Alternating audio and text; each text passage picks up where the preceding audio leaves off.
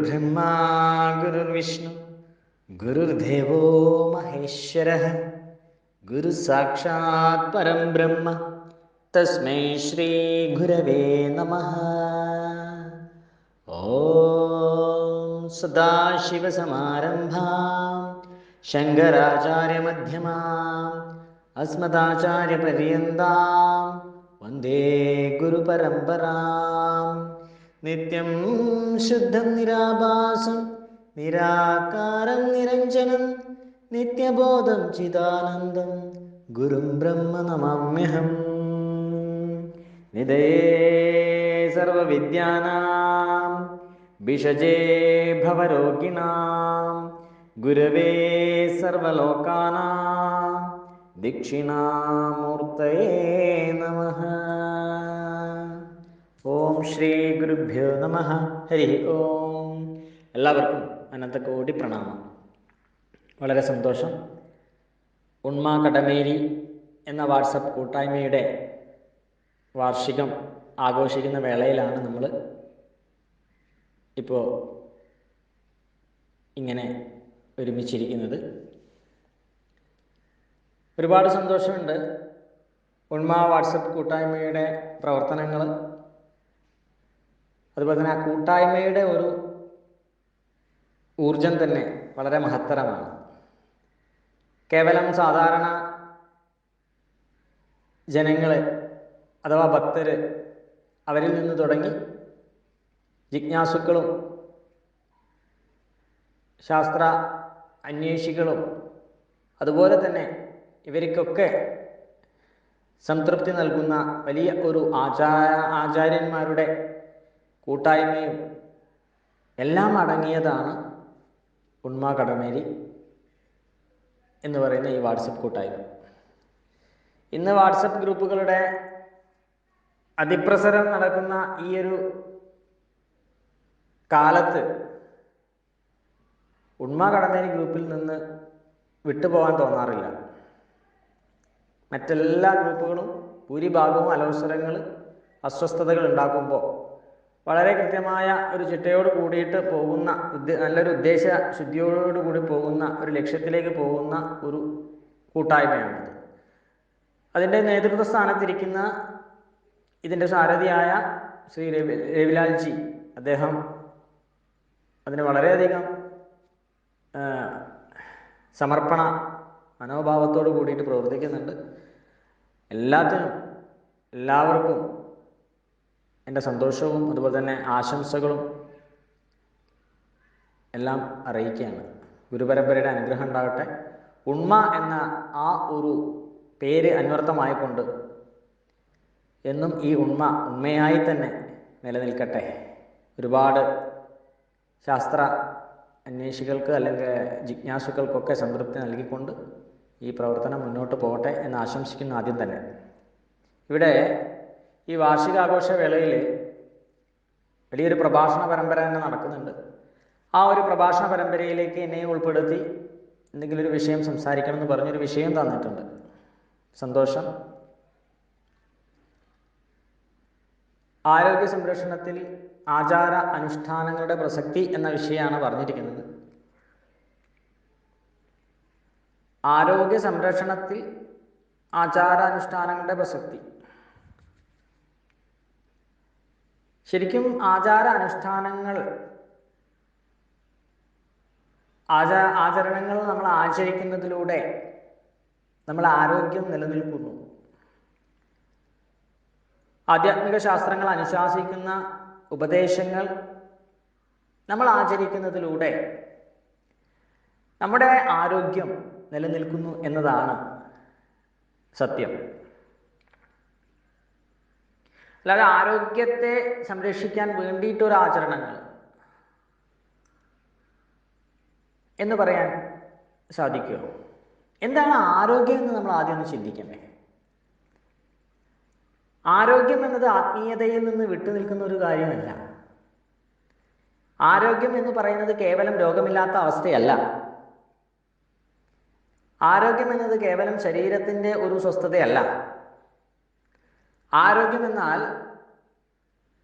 ആന്തരികമായി മനുഷ്യൻ അനുഭവിക്കുന്ന ഒരു നൈസർഗികമായ ഒരു ആനന്ദ അവസ്ഥയാണ് ആരോഗ്യം. ഈ ആനന്ദത്തെ തന്നെയല്ലേ ആത്മീയതയിലും ഉന്നതിയിലെ ലക്ഷ്യം വെക്കുന്നത്?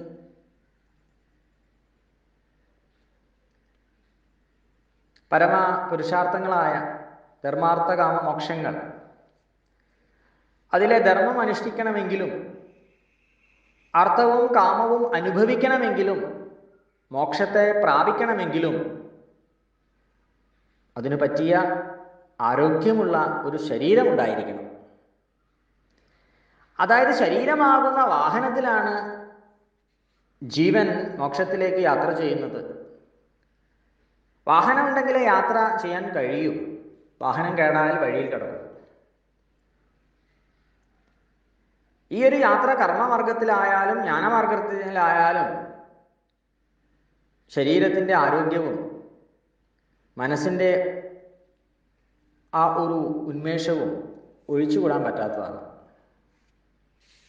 അതുകൊണ്ട് തന്നെ ശാസ്ത്രങ്ങളിലേക്ക് നമ്മൾ നോക്കിക്കഴിഞ്ഞാൽ ശ്രീമദ് ഭഗവത്ഗീതയിൽ ഭഗവാൻ പറയും, ഇതം ശരീരം കൗന്തേയ ക്ഷേത്രമിത്യഭിധീയതേ. അല്ലയോ കൗന്തേയ, കുന്തിപുത്ര, ഈ ശരീരം തന്നെയാണ് ക്ഷേത്രം എന്ന് പറയപ്പെടുന്നത്.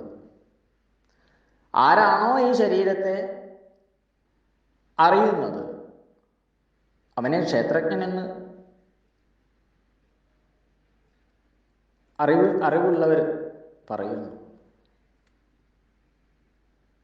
അപ്പൊ ശരീരം തന്നെയാണ് ക്ഷേത്രമെന്ന് ഭഗവാൻ പറയുന്നു. ശരീരമാദ്യം ഖലു ധർമ്മസാധനം എന്ന് കാളിദാസ കൃതികളിലൊക്കെ പറഞ്ഞിട്ടുണ്ട്.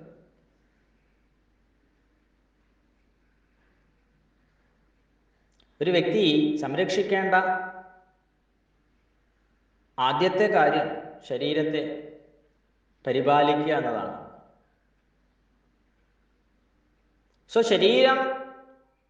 സ്വശരീരത്തെ സംരക്ഷിക്കുക.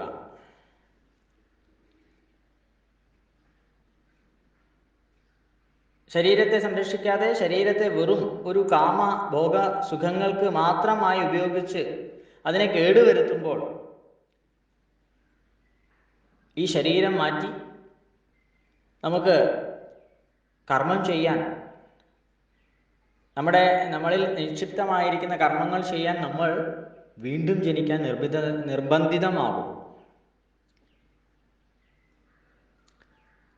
അതിന് ഇടം കൊടുക്കണം എന്ന് സ്വയം നമ്മൾ ചിന്തിക്കുക.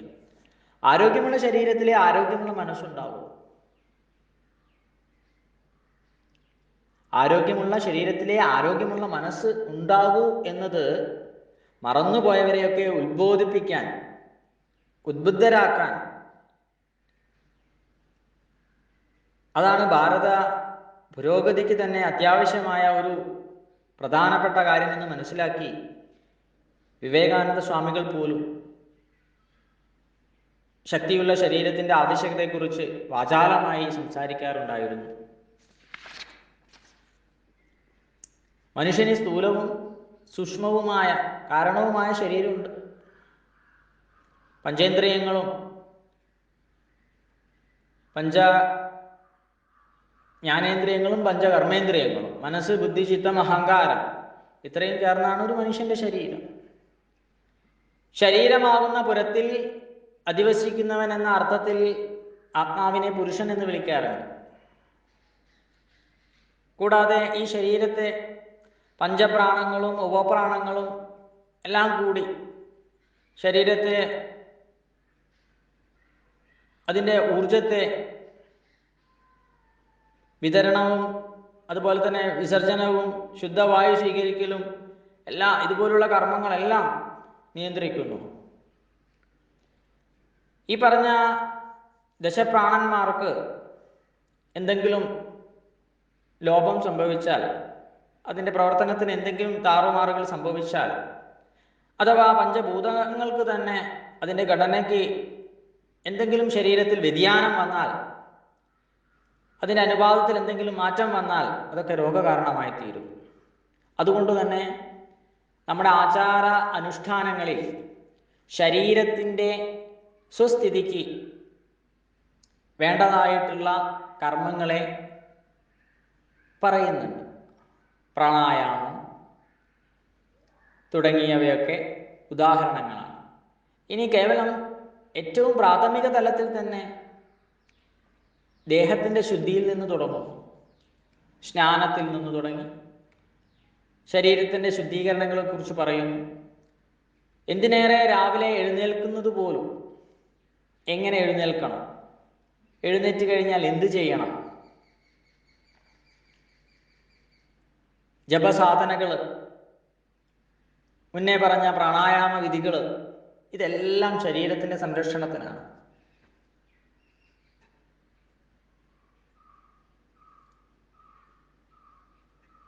മറ്റെല്ലാ മതങ്ങളുടെയും ആചാരാനുഷ്ഠാനങ്ങൾക്ക് ഒരു ലക്ഷ്യമേ ഉള്ളൂ: ഈശ്വരനിൽ നിന്ന് അനുഗ്രഹം സ്വീകരിച്ച് പാപമോചനം നേടുക. ഇതാണ് മറ്റ് മതങ്ങളുടെ എല്ലാ ആചാരാനുഷ്ഠാനങ്ങൾക്കുള്ള ഒരു ലക്ഷ്യം. എന്നാൽ നമ്മുടെ ശാസ്ത്രങ്ങൾ ഇതല്ല ലക്ഷ്യമാക്കുന്നത്.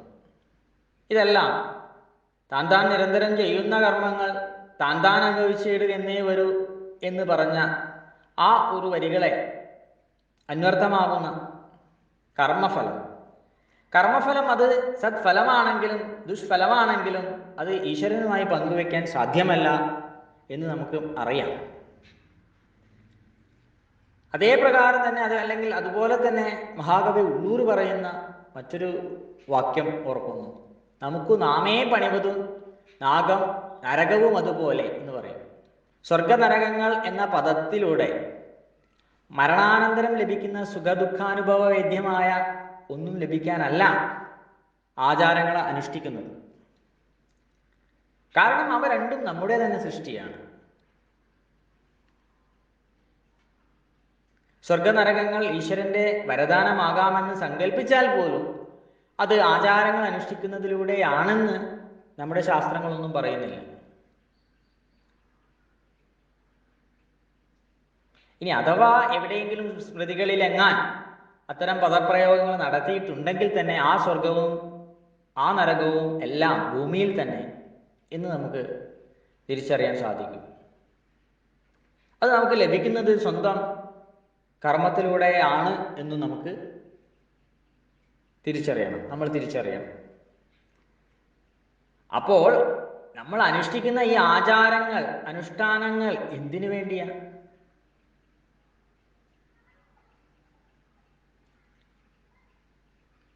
ഞാൻ വടക്കോട്ട് തല വെച്ച് കിടക്കരുത്, സൂര്യ നമസ്കാരം ചെയ്യണം, രാവിലെ എഴുന്നേറ്റ് കുളിക്കണം, ആചാര്യന്മാരെ ബഹുമാനിക്കണം, അസഭ്യം പറയാൻ പാടില്ല, കുളിക്കുന്ന വെള്ളത്തിൽ സ്പർശിച്ചുകൊണ്ട് പുണ്യ നദികളെ ആവാഹിച്ച് തീർത്ഥസ്നാനമാക്കിക്കൊണ്ട് സ്നാനം ചെയ്യണം, രാവിലെ മറന്നു കഴിഞ്ഞാൽ കരദർശനം ചെയ്യണം, ഭൂമിയെ സ്പർശിച്ച് വന്ദിക്കണം, ഇങ്ങനെ തുടങ്ങിയ ആചാരങ്ങളൊക്കെ അനുഷ്ഠിച്ചാൽ അതിലൂടെ എന്തൊക്കെയാണ് ഗുണങ്ങൾ?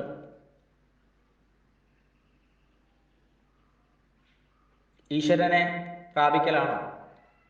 എവിടെയാണ് പുണ്യം? എവിടെയാണ് സ്വർഗം? ഇതിലൊക്കെ എവിടെയാണ് ഈശ്വരൻ? ഇങ്ങനെയൊക്കെ നമ്മൾ ചിന്തിച്ചു നോക്കിയാൽ ഒന്ന് വ്യക്തമാവും: സ്വർഗവും നരകവും ഈ ഭൂമിയിലാണ്.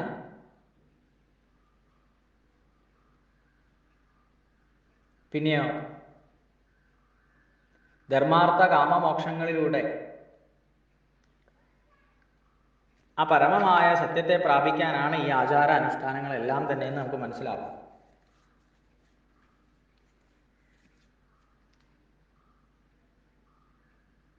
അങ്ങനെ ഈ ആചാര അനുഷ്ഠാനങ്ങളിലൂടെ പരമമായ ലക്ഷ്യത്തിലേക്ക് നമ്മൾ എത്തുമ്പോൾ അല്ലെങ്കിൽ എത്തണമെങ്കിൽ ആദ്യം നമ്മുടെ ശരീരം, ആരോഗ്യം സംരക്ഷിക്കേണ്ടതുണ്ട്. കേവലം വ്രതങ്ങൾ അനുഷ്ഠിക്കുന്നതെല്ലാം ഈശ്വരപ്രാപ്തിക്കാണ്, ഈശ്വരൻ്റെ അനുഗ്രഹത്തിനാണെന്ന് ചിന്തിക്കുമ്പോൾ അതിനുവേണ്ടി ശരീരത്തെ പീഡിപ്പിച്ചുകൊണ്ട് ചില വ്രതങ്ങൾ അനുഷ്ഠിക്കുമ്പോൾ ശരീരത്തിൻ്റെ സ്വസ്ഥതയല്ല ഉണ്ടാവുന്നത്, ശരീരത്തിന് അസ്വസ്ഥതയും രോഗങ്ങളുമാണ് ഉണ്ടാവുന്നത്. അതുകൊണ്ട് നമ്മൾ ആചാരാനുഷ്ഠാനങ്ങൾ എന്തിന് എന്ന് മനസ്സിലാക്കിക്കൊണ്ട് അത് അനുഷ്ഠിക്കുമ്പോഴാണ് അതിൻ്റെ ലക്ഷ്യം, അതിൻ്റെ ഉദ്ദേശം നമുക്ക് ലഭിക്കുന്നത്. ഉദാഹരണത്തിന് ഏകാദശി വ്രതം എടുക്കുക. ഏകാദശിയാം ന ഭോജനം ദിനേ ഹരിനാമകീർത്തനം. ഏകാദശിക്ക് ന ഭോജനം, ഭോജനമില്ല, ഭക്ഷണമില്ല. ദിനേ ഹരിനാമകീർത്തനം, ദിവസവും ഹരിനാമകീർത്തനം ജപിച്ചിരിക്കുക. ഉപവാസമാണ് പറഞ്ഞിരിക്കുന്നത്. എന്നാൽ ഈ ദിവസം അരിഭക്ഷണം മാത്രം കഴിക്കാതെ മറ്റ് ഭക്ഷണങ്ങളെല്ലാം കഴിച്ച് വ്രതം എടുക്കുന്ന സമയത്ത് ശരീരത്തിന് അത് ഗുണമാണോ ദോഷമാണോ ചിന്തിക്കുക.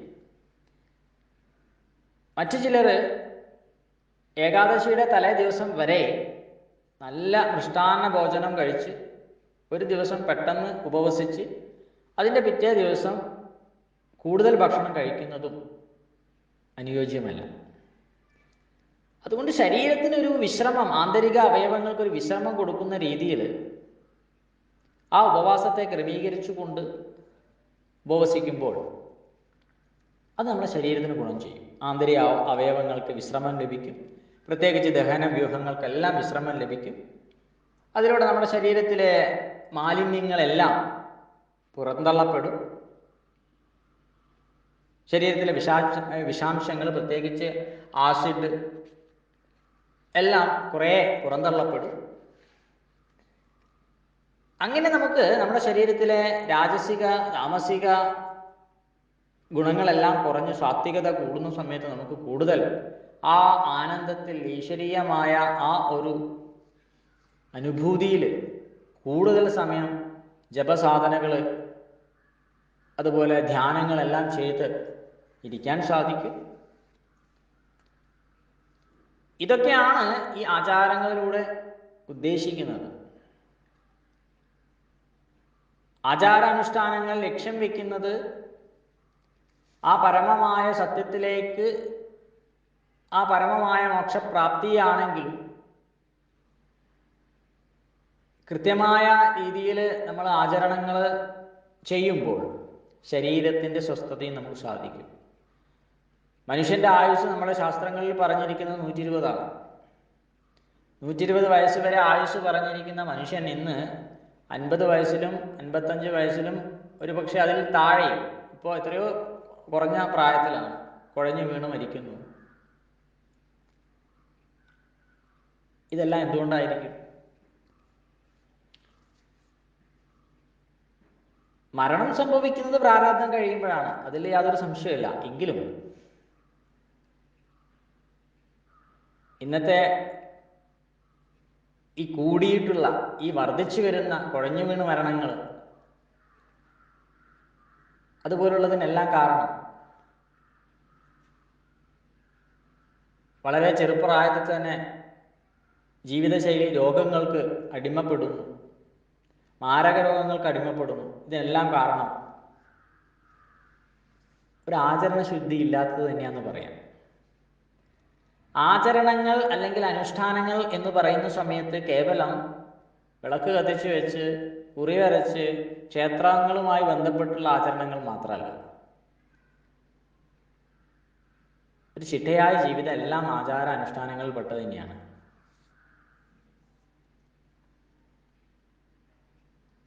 അപ്പോൾ ആരോഗ്യം നിലനിർത്തുന്നതിൽ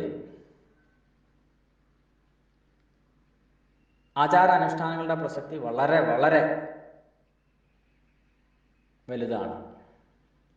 എന്തിനേറെ ഒരു ഭക്ഷണം കഴിക്കുന്ന സമയത്ത് പോലും ഒരു ആചരണ ശുദ്ധിയോടുകൂടി ആ ഭക്ഷണം നമ്മൾ കഴിക്കുകയാണെങ്കിൽ അത് നമ്മുടെ ശരീരത്തിന് ഗുണം ചെയ്യും. സ്വസ്ഥമായിരുന്ന് എന്തെങ്കിലും ഒരു ഭോജനമന്ത്രം ചൊല്ലി ഭക്ഷണ സാധനങ്ങളെല്ലാം കൊണ്ടുവന്ന് എല്ലാം വിളമ്പി ഇരുന്ന് കയ്യിലൽപ്പം തീർത്ഥം എടുത്തുകൊണ്ട് ഭോജനമന്ത്രം ചൊല്ലി ഒരു യജ്ഞഭാവേന ആ തീർത്ഥം തളിച്ച് അല്പം സേവിച്ച് പതുക്കെ പഞ്ചപ്രാണങ്ങൾക്ക് ആഹൂതി ചെയ്യുന്ന രീതിയിൽ സങ്കല്പിച്ചു കൊടുത്ത് പതുക്കെ കഴിച്ചു തുടങ്ങുക. ഭക്ഷണം കഴിച്ചു കഴിഞ്ഞാലും ആ ഒരു സംതൃപ്തിയോടുകൂടി എഴുന്നേൽക്കുക. ഈ ഒരു ആചരണത്തിലൂടെ എത്ര നല്ല ഒരു ആരോഗ്യം ഉണ്ടാവും ചിന്തിക്കൂ.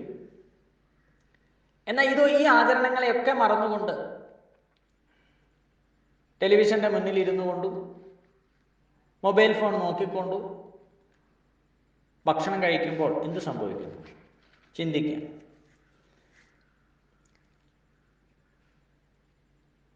ആചാര അനുഷ്ഠാനങ്ങൾ ആരോഗ്യവുമായി ബന്ധപ്പെട്ടുകൊണ്ട് സംസാരിക്കാൻ ഒരുപാടുണ്ട്. ശ്രീമദ് ഭഗവത്ഗീതയിൽ തന്നെ ആഹാരത്തെക്കുറിച്ച് വ്യക്തമായിട്ട് പറയുന്ന മന്ത്രങ്ങളുണ്ട്. 17-ാം അധ്യായത്തിൽ വളരെ വ്യക്തമായിട്ട് ആഹാരത്തെക്കുറിച്ച് പറയുന്നുണ്ട്.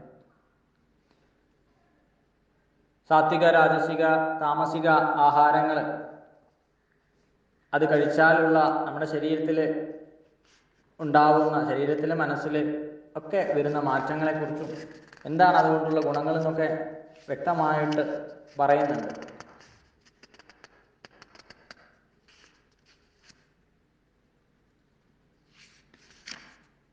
യുക്താഹാര വിഹാരസ്യ യുക്തചേഷ്ടസ്യ കർമ്മസു യുക്തസ്വപ്നാവബോധസ്യ യോഗോ ഭവതി ദുഃഖഃ. ആഹാരത്തിലും വിഹാരത്തിലും ഉറക്കത്തിലും ഉണർവിലും സകല കർമ്മങ്ങളിലും നിയന്ത്രണം പാലിക്കുന്നവന് ദുഃഖവിനാശകമായ യോഗം നേടാൻ കഴിയുമെന്ന് ആ ഗീതാവചനം ഓർമ്മിക്കുന്നു. 20 മിനിറ്റാണ് പ്രഭാഷണത്തിന് സമയം തന്നിരിക്കുന്നത്. 20 മിനിറ്റ് കഴിഞ്ഞു, 22 മിനിറ്റ് ആയി. വളരെ വിപുലമായൊരു വിഷയമാണ്. ഓരോ ആചരണങ്ങൾക്ക്, ഓരോ അനുഷ്ഠാനങ്ങൾക്ക് പിന്നിലുള്ള ശാസ്ത്രീയതയെ അന്വേഷിച്ച് പോകുന്നതിന് പകരം ഗുരു ശാസ്ത്രവാക്യം അനുസരിച്ചുകൊണ്ട് നമ്മൾ ആ ആചരണത്തെ പാലിക്കുമ്പോൾ നമുക്ക്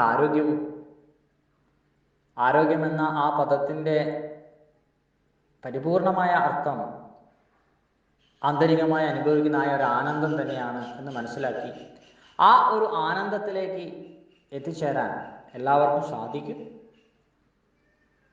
ആചരണങ്ങളെ വിട്ടുകൊണ്ട് നമുക്ക് ലക്ഷ്യത്തിലെത്താൻ സാധിക്കില്ല. ആചാര പരമോധർമ്മ. ഒരുപാട് സന്തോഷം. ദീർഘിപ്പിക്കുന്നില്ല. ഇനിയും അവസരങ്ങൾ നമുക്കുണ്ടാവും. ഒരു പ്രഭാഷണ പരമ്പരയായിട്ട് ഈ വിഷയം തന്നെ കുറച്ച് ദിവസങ്ങളായിട്ട് അവസരം വരുമ്പോൾ നമുക്ക് പറയാം. ഒരിക്കൽ കൂടി ഈ വാർഷിക ദിന ആഘോഷത്തിൽ, ഈ ഒരു ആഘോഷത്തിന് എല്ലാവിധ ഭാവുകങ്ങളും നേരുന്നു. ഗുരുപരമ്പരയുടെ അനുഗ്രഹം ഉണ്ടാവട്ടെ, ഭഗവാന്റെ അനുഗ്രഹം ഉണ്ടാവട്ടെ, എല്ലാവർക്കും നന്മകൾ ഉണ്ടാകട്ടെ, എല്ലാവർക്കും ആരോഗ്യം ഉണ്ടാകട്ടെ. നന്ദി, നമസ്കാരം. ഹരി ഓം. ഓം ശ്രീ ഗുരുഭ്യോ നമഃ. ഹരി ഓം.